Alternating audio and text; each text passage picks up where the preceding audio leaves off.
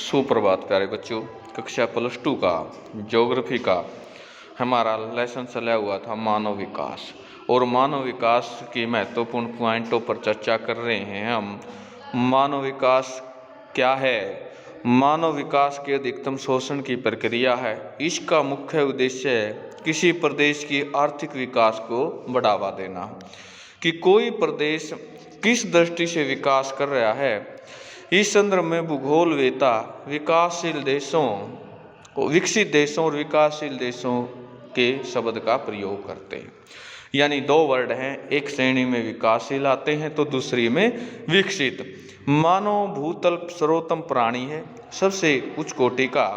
मानव के भूतल पर अनेक परिवर्तन किए गए हैं। विज्ञान, शिक्षा, प्रौद्योगिकी में बहुत विकास हुआ है, फिर भी सामाजिक, आर्थिक, सांस्कृतिक और राजनीतिक क्षेत्र के अंतर प्रादेशिक विभिन्नताएं पाई जाती। विकास से अभिप्राय एक ऐसे वातावरण की रचना करना है जिसमें प्रत्येक शिशु को शिक्षा प्राप्त हो, मानव स्वास्थ्य सुविधाओं से वंचित न हो, प्रत्येक व्यक्ति की अपनी क्षमताओं को पूरा प्रयोग करे। मानव विकास के सूचक क्या क्या है? विश्व बैंक प्रतिवर्ष विश्व विकास रिपोर्ट तैयार करके प्रस्तुत करता है। इसमें उत्पादन, खपत, मांग, ऊर्जा, वित्त, व्यापार, जनसंख्या वृद्धि, स्वास्थ्य, शिक्षा आदि के 177 देशों में आंकड़े एकत्रित किए जाते हैं। यह रिपोर्ट कुछ सूचकों पर आधारित होती है। मानवीय विकास के 3 मूल घटक हैं। जीवन अवधि कितने साल तक रहेगी, ज्ञान और रहन सहन का स्तर, ये तीनों चीजें। ज्ञान के आधार पर भी विकास किया जा सकता है। भारत का पहला विश्व में मानवीय विकास 126वां स्थान है, जबकि कनाडा का पहला स्थान है।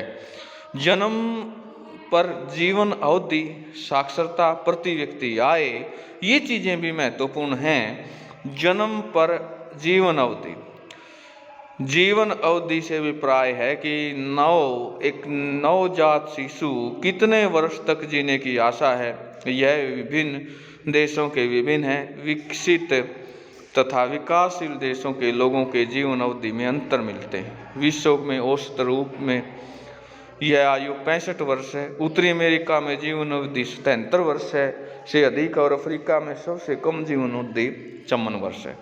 विकसित देशों में शिक्षा, पौष्टिक भोजन, चिकित्सा, रहन सहन स्तर अधिक होने की जीवन अवधि अधिक है। भारत में यह 69 वर्ष है। विकसित विकासशील देशों में कम जीवन अवधि है, बीमारियों या अशिक्षा, बेकारी, निर्धनता के कारण। विकसित देशों में सीनियर नागरिकों की प्रतिशतता अधिक है, जबकि विकासशील देशों में 65 से अधिक आयु के लोगों की संख्या कम है। साक्षरता की बात करें हम, किसी भी देश में सामाजिक, सांस्कृतिक व आर्थिक विकास पर साक्षरता का एक विश्वसनीय तथा महत्वपूर्ण सूचक है। निर्धनता को दूर करने के लिए साक्षरता अनिवार्य है। साक्षरता प्रभाव डालती है। विकसित देशों को साक्षरता दर 90% से अधिक है, जबकि विकासशील देशों में साक्षरता दर 60% से भी कम है।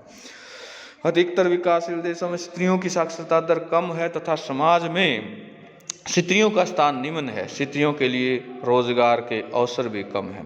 भारत में स्त्रियों की साक्षरता दर 54% है, जबकि पुरुषों की साक्षरता कितनी है? 75%। प्रति व्यक्ति आय, किसी भी देश में प्रति व्यक्ति आय के मापदंड जीडीपी, जीएनपी मानवीय विकास के प्रमुख सूचक हैं। उच्च प्रति व्यक्ति आय के कारण देश में अधिक विकास होता है। विकासशील देशों में श्रमिक, विकसित विकासशील देशों श्रमिक की अपेक्षा क्या करते हैं? अधिक कमाते हैं। यूरोप में जीडीपी $2000 से अधिक है, जबकि एशिया में, अफ्रीका में कई देशों में यह $100 से भी कम है। विकासशील देशों में जीडीपी के कारण वस्तु उत्पादन में निम्न सेवाएं कम प्राप्त है।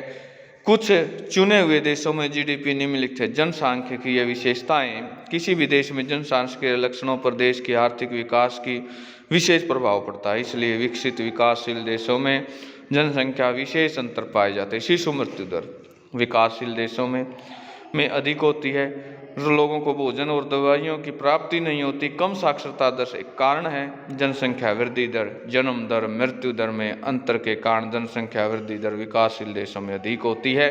इसे देश की आर्थिकता पर दबाव पड़ता है।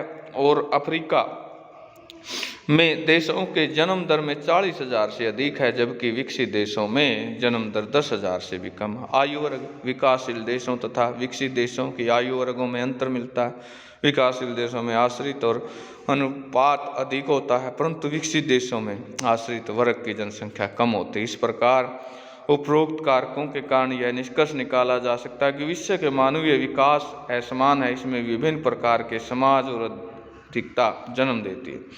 इसमें दो प्रकार के देश पाए जाते हैं, विकसित और विकासशील। तो प्यारे बच्चों, ये क्वेश्चन है स्थानांतरण से क्या अभिप्राय है इसके बारे में। नेक्स्ट है हमारा क्वेश्चन, विकसित और विकासशील देशों में क्या अंतर है। विकसित और विकासशील देशों की एक स्टेप बाय स्टेप हम इनको याद कर लेंगे। और परीक्षा की दृष्टि से ये जो तुलनात्मक प्रश्न होते हैं बड़े ही इंपॉर्टेंट होते हैं। आशा ये सारे के सारे आप बखूबी अच्छे तरीके से याद करेंगे और इनको परीक्षा की दृष्टि से तो है ही महत्वपूर्ण, ये कंपटीशन की दृष्टि से भी महत्वपूर्ण। इनको अच्छे तरीके से याद करें। आज के लिए +2 कक्षा के लिए ज्योग्राफी का इतना ही काम है। धन्यवाद।